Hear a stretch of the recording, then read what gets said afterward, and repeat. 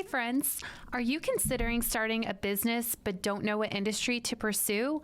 Or do you already have a business that you're passionate about but it's not flourishing, so you're considering transitioning into something new? In today's episode of Miss Biz, we're going to be discussing what type of business to choose, ways to grow your business, and unpopular opinions. So make sure that you listen to the entire podcast so you can chime into our unpopular opinions discussion. But for now, let's get biz done.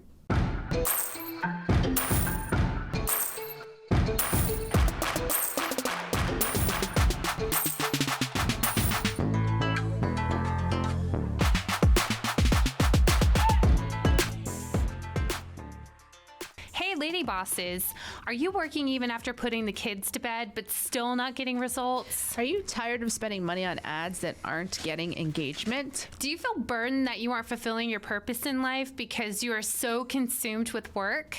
I'm your host, Brooke Boltz. I'm an attorney and founder of Boltz Legal. I started my business and in 1 year was bringing in 7 figures and am now bringing in multi-7 figures. And I'm your co-host, Rachel Boltz, owner of Boltz Media. I've helped many businesses build their online presence and increase their revenue through digital marketing. Want to hear how we did it? We are here to help you achieve your goals personally, professionally, and spiritually. So kick off your high heels, sit back, and let's ignite that passion. We're Miss Biz, where we're putting the miss in biz. Let's get biz done.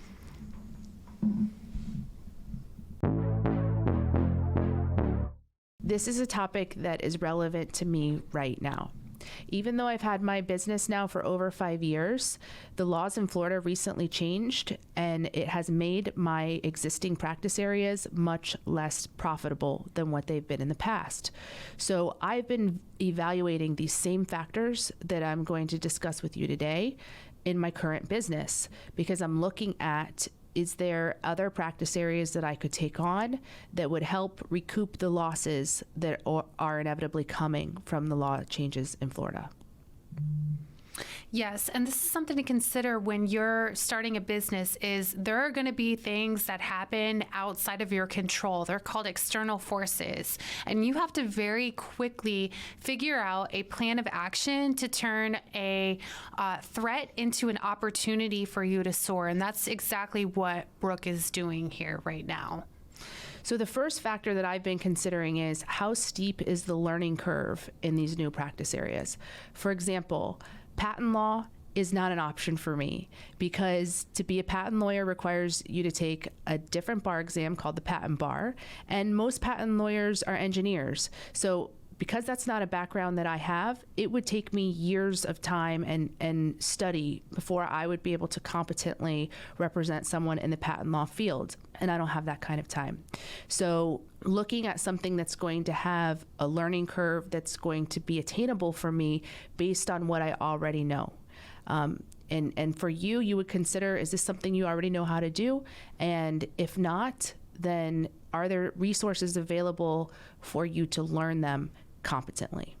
Absolutely. I had a client one time I was doing social media marketing for, and they wanted me to do a Google ad. And at the time, I didn't know how to do a Google ad, but I was essentially told that they wanted a one-stop shop, and if I could not provide that service for them, I was either going to have to learn or be okay with not having them as a client anymore. So in that moment of stress, I contacted my friend, and although he did not know how to do a Google ad either, he recommended that I go on YouTube and watch YouTube video. And as a result, I watched the video. I learned how to run a Google ad in a very short period of time. And the first Google ad ran quite well. Since then, I've taken online courses and learned more strategy and tips involved in making a more successful campaign.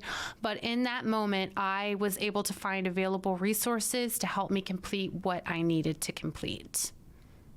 The next factor to consider is, who do you already know in your sphere of influence and in your current relationships? For me, when I first started out my firm, I had a friend from law school who was very successful. Her name was Stacy. She had a law firm over a couple hour drive from where I lived. And so I reached out to her and said, Stacy, I'm starting my firm. Is there any tips or guidance you'd be willing to offer? And she was the most valuable resource to me. She was an open book. She when I asked her a question, she not only gave me an answer. If she didn't have the answer immediately, she would go research it, find the answer, and come back. She gave me tips and pointers on everything from which software companies to use to forms and templates, and just anything that I needed, she was there for.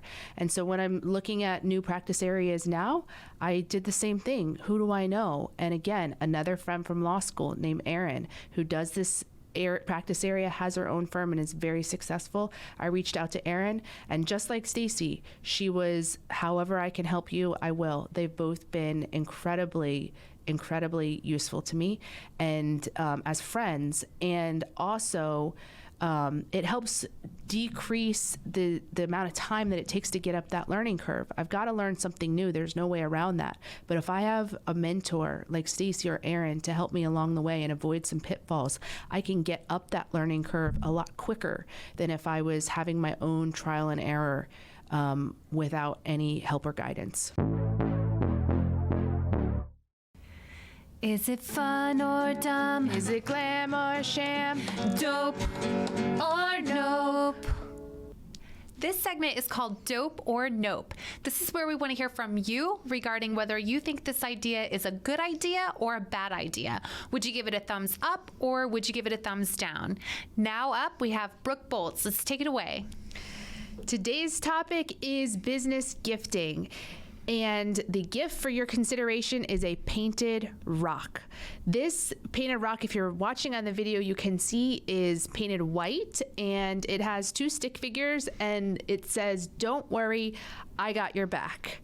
So I do a lot of work with chiropractors who, as you know, treat people's backs. So this is a gift that I've given to chiropractors. So I want to hear from you, though. Do you think this is dope or nope? And it's so much more effective to utilize the resources of somebody that you know to help you versus reading something online or reading a book, because they can tell you firsthand what works and what doesn't work. The next factor to consider when you're starting your own business is, who do you know that is in need of the services that you offer? So for me, I was a teacher for 15 years, and I met someone who was a distributor, and we developed a friendship. Then after I left and I opened Bolts Media, I reached out to him because I saw that his website was out of date. He wasn't doing any digital marketing, and yet he distributed worldwide. So because we had that relationship, I felt comfortable with talking to him and, basically giving him recommendations that could benefit his business. And he hired me. And he was my very first client that I had. He gave me a shot because I knew him. He trusted me, and it worked out beautifully. But if you don't have that relationship with somebody that you know that can give you a chance, it can be very, very challenging to find your first client. Absolutely. He allowed you to begin your resume as a Bolts Media professional. So, yes. So the next factor is comparing the marketing budget that you have accessible to you compared to your competitors. So if you don't have a huge marketing budget because you're just starting out, and most of us don't when we're starting out, then you're going to have more success in bringing in business through your relationships versus advertisement. Advertisement requires money. And if your competitors are paying more money to advertise their product, then that's not going to be the best way for you to bring in new business. So you want to look for what we call golden geese. A golden egg is your ideal client. And you want to look for not just golden eggs, but you want to look for golden geese, people who have the ability to refer to you repeat golden eggs. And certain types of profession have more readily available golden geese than others. So you want to consider, are there golden geese available for this business? And if so, who are they? An example would be, well, first of all, can you think of one, Rachel, that a profession that would not have golden geese readily accessible to it? The first thing that comes to mind would be a realtor. It is extremely difficult to find that one industry that's going to be able to constantly send you enough referrals that you need to basically be able to live off of and achieve success. And I agree with that. But by that same token, realtors are golden geese for some other professions. For example, title companies or mortgage brokers. Realtors are huge golden geese because for every transaction, they need a mortgage broker and they need a title company or someone to do the closing. So although there aren't a lot of golden geese who can refer business to realtors in any major volume, realtors are major golden geese for other types of professions. So these are the things to consider. Is there golden goose available? And if so, what kind of volume could that golden goose refer? Because of course your business is going to grow much quicker if you can build one relationship that sends repeat business versus building 100 different relationships with golden egg after golden egg after golden egg. So we talked a little bit about volume, but now let's talk about the amount per transaction. So how much are you going to make per transaction versus the amount of work that's involved? Because being completely honest, time is money, but time is so much more than money. Time is memories. Time is a factor that you will never be able to get back. So are you making enough per transaction to compensate for the amount of time that it's taking you to complete the task?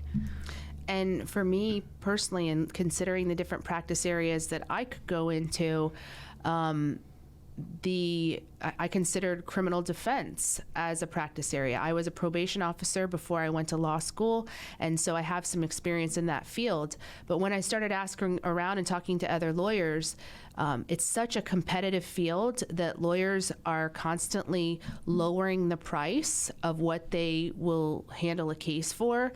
So the prices are so low for certain types of criminal cases that compared to the work involved, that for me, it just didn't seem like a practice area that I would want to invest a lot of time into growing.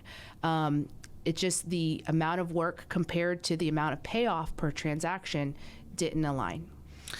Another important factor to consider whenever you're starting a new business is, do you want a business to be dependent on you, or do you want that company to be able to run on itself? So Brooke, can you dive deep into that?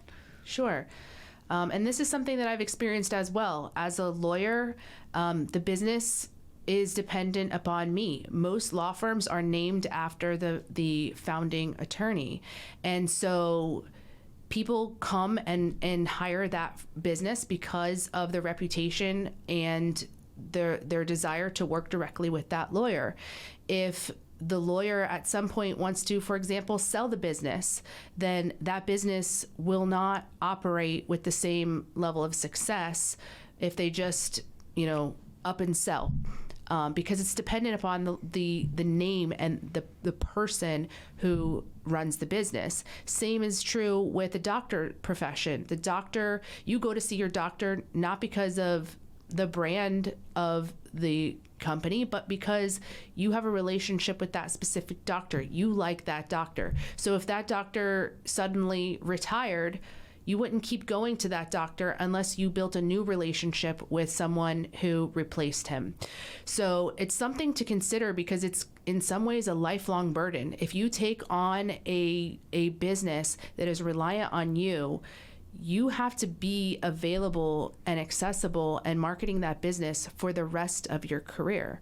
In contrast, if you take a business that's brand based, you sell insurance for a company, for example, then that you can sell that business. Someone else can run that business in your place, and the business won't suffer. If you sell shoes and people love the product, then you can sell the business and it not be affected because people keep coming back because of the product, not because of the person selling the product.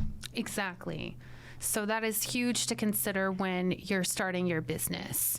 The other aspect we wanted to dive deep into is the unpopular opinions section. So let's get started, Brooke. Sure.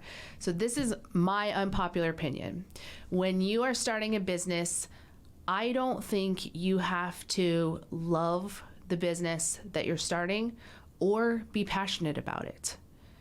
To me, the business that you run, it is more important that these other factors are met, that it is a profitable business and you tolerate it. You may enjoy aspects of it, but it doesn't have to be something that you're super passionate about or that you love, or that you've dreamed of doing since you were, a child. Because if you have a business that can give you the financial freedom to pay the bills and be able to do more important things in life, then you can do those things you're passionate about outside of the business. You can volunteer because you have a successful business and you have time outside of it. You can donate to those things that you're passionate about because you have a successful business and you can afford to donate. You can do those things you're passionate about outside of your day job.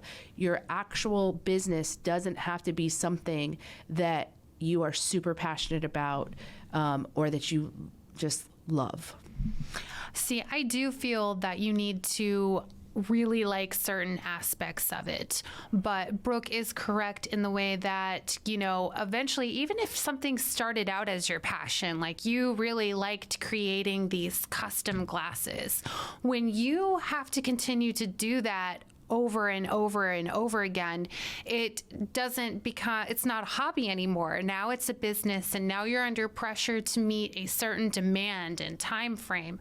So then it does start to lose its joy, your joy in doing it. But I do feel that you have to like a lot of the aspects of it, or like Brooke had mentioned, like the aspects that it brings. So you might not necessarily be as passionate as you were when you first started, but because your bank account is smiling back at you, you're able to tolerate it a little bit more and then really invest more time into the things that you really do love, like your family and animals and things that you really cherish. We're all about that case, no trouble. All about that case, no trouble. All about that case, no trouble. All about that case. At Boltz Legal, we are all about your case. Text or call to schedule a free consultation for all your legal needs. boltzlegal.com. So that is our unpopular opinion today. Please let us know what you think. Offer us some feedback because we want to hear what you have to say. And don't get me wrong, I love being a lawyer. Like, my personality is well suited for being a lawyer.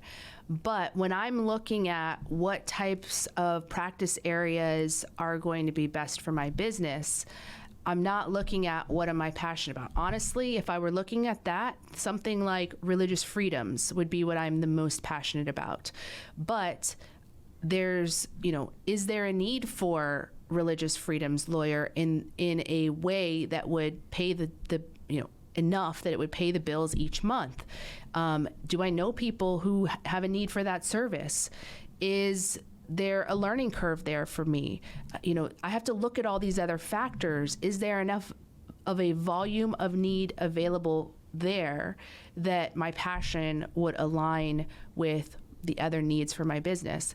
And what I've decided is that if I can choose a practice area as my primary practice area that pays the bills and meets all these other factors, then when the opportunity arises for that religious freedom case that I want to invest my time in because I am passionate about it, I can do that because the bills are paid and I don't have to worry about my religious freedom case now paying the bills, because it's something I can do because of the passion and not have to worry about it making ends meet.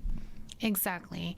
And she's still able to use her skills in involving strategy and all the things that she has to do, because Brooke likes to win. Let's be real. Brooke likes to win.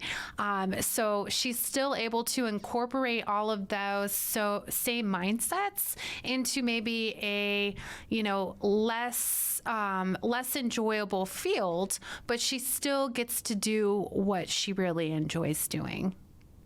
Sure. And that also brings up one other factor, is the amount of time it takes to get paid. On a religious freedom case, for example, that's probably going to take years of litigation before that case reaches an end result. And so if that was what I was relying on to pay the monthly bills, I would be out of business. So it takes so long that it's just not something that's viable to base the whole business upon. But if I have another practice area where the cases settle quickly or clients are paying quickly, then that can sustain me while I can do other things that I am more passionate about. Absolutely. So we hope you enjoyed today's podcast. We hope that you learned something. Please let us know what you think in the comments, especially about our unpopular opinion, because we want to hear from you. And thank you for tuning in, and have a great rest of your day. We appreciate you and are honored to be on this journey with you. We can't wait to help you, to encourage you, and show you how to grow personally, professionally, and spiritually. If you found Miss Biz helpful, please leave a review and share with others. You can follow us on social media at Miss Biz Podcast. For legal questions or services, please visit boltslegal.com. And for digital marketing needs, please visit boltsmedia.com. Let's get biz done.